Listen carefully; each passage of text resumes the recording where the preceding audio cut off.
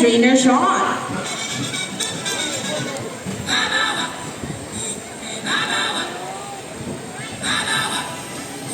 Parrots are particularly known to be intelligent and perceptive. That's why we continue to enhance their skills and not to get bored. Here is Sassy once again, and she will show us how intelligent she is by putting the shape back to its correct slot. Just like Sassy, Greenwing macaws from South America, and they are known to be the gentle giants of the parrot family. It is because they are the second largest next to the high-speed macaws. They can grow up to 92 centimeters in length and can live up to 8 years old. Scientific name is Araflorovera. They usually feed in seeds, nuts, salts, and minerals along the river banks. And for the last shape, Trainer Reggie. Now guys, I need an adult volunteer with 500 peso bill. Once again, I need an adult volunteer with 500 peso bill. Anyone here who wants to be our lucky volunteer for today, just raise your hands and my co-trainer will choose one. Sit down there, sit down. Okay, I think we got one. Come here, sir. Join here on stage.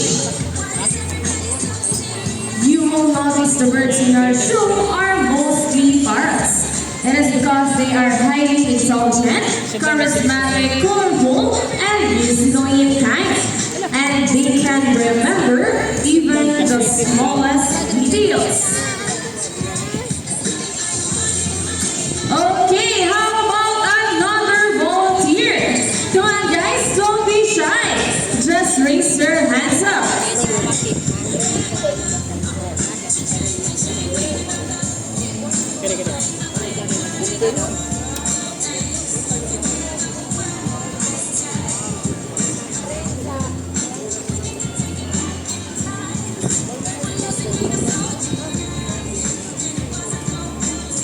Okay, sir, come here, trainer stage.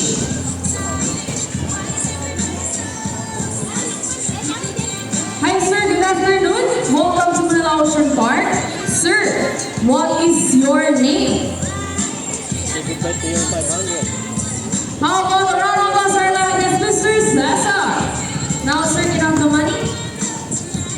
Okay, sir, all you have to do is stand right here, facing this way, and send your left arm just like this.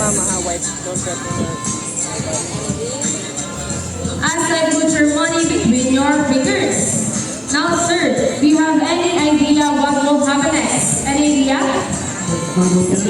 Now, let's see. Let's call our Monbird Buddy. Buddy is also our Malungan Kakatu. Scientific name Kakatua monosensis. Now, sir, are you ready? Better be fast. Here comes Buddy.